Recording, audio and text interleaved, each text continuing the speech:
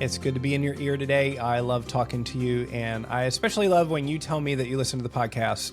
So if you're one of my students, or you're in my church, or you're my kids, and you want to tell me that you listen to it, I would love to hear it. If you're not somebody that I know personally and you want to reach out to me and let me know, you can do that. I also have a bunch of cool things to give you, including something that I'll talk about today. I have a bunch of resources that I've made, a lot of them for parents, but some of them will really help you too.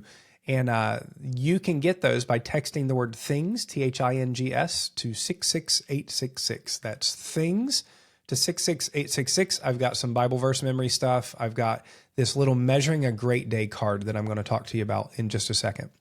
We have been this week exploring the dichotomy of people thinking that life is meaningless, but in the Lord, we realize that life is a gift that's been given by God, and that we have an opportunity to use that day as a gift. And yesterday, I talked about choosing to make it a great day, not letting the circumstances that you're in control whether it's a good day or not. Today, I want to tell you about a prime example of this. This was to me one of the most formative ways that I really helped understand this, that I really learned this in my life. So in 2020, as we were, maybe it was 2020, it was 2021, sorry, as the world was still in the throes of the COVID-19 madness, my oldest son, Elijah, relapsed with his leukemia, and we entered massive chemotherapy again. We were enclosed in the hospital for, I think a month on the very front end. It was a terrifying time. We were worried that he was going to die. And by God's grace, he didn't die on the front end. And he's, spoiler alert now, he's alive and well and super healthy. But the process to get alive and well and super healthy involved, first and foremost, the regular chemo route not working, then us finding out that his brother was a perfect sibling match for a bone marrow transplant.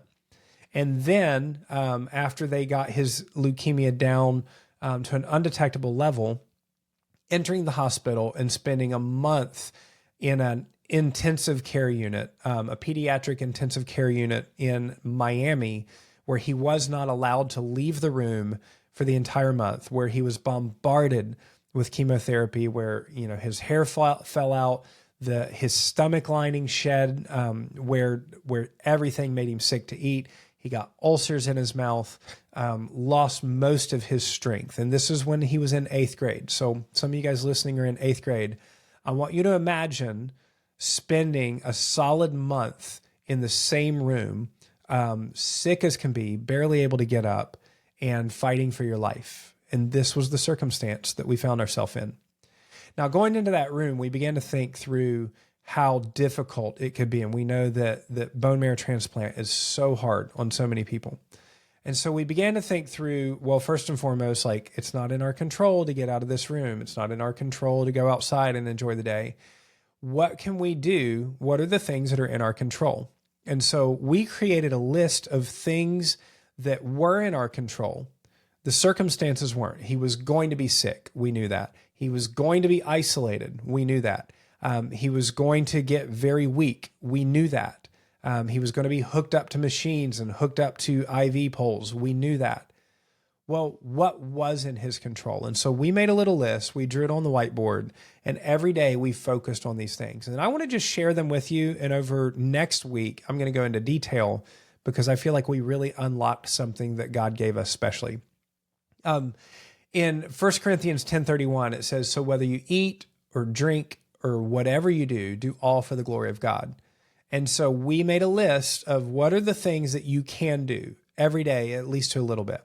And so this was our list, and this is how we decided whether it was a good day or not. Spend time with God. Did you spend time with God today? Did you move and train your body? And so for Elijah, my son's case, moving his body meant literally sometimes like, did you get up out of bed and could you like get up and sit down 5 times in a row just to build your strength back? Well, that 5 times it took 30 seconds and it wiped him out, but he intentionally did something good for his body. Eat intentionally. So When we were in the hospital during the chemo treatment, eat intentionally sometimes meant literally, can you eat anything? Can you get anything down? Well, that's a victory. As I've gotten out of the hospital, eat intentionally means, am I putting healthy things in my body? The moving and training my body. Am I doing something to take care of my body each day? Learn something. Did you learn something? It doesn't matter if it's in school or not, but did you learn something? Because you can choose every day to learn something, hopefully something you're interested in. So maybe you go to school, you learn nothing that you care about. You come home and you study something, you look up something, you watch something, and you learn something. Did you play? Did you have a time where you just didn't take yourself so serious and you got to do something that was really enjoyable? Because playing helps refresh our souls. Did you talk to a friend? And when we were isolated in ICU, talking to a friend was through PlayStation or on a FaceTime call, but did you talk to a friend? Did you encourage somebody? When we were locked in a hospital room, we got to encourage the custodians as they would come through, the lab techs as they would come through, our doctors, the psychologists. There was always somebody to try to encourage. And did you tell people that you love them? Because that's really important. People, you don't want to just assume that people know that. You want to tell people that you love them.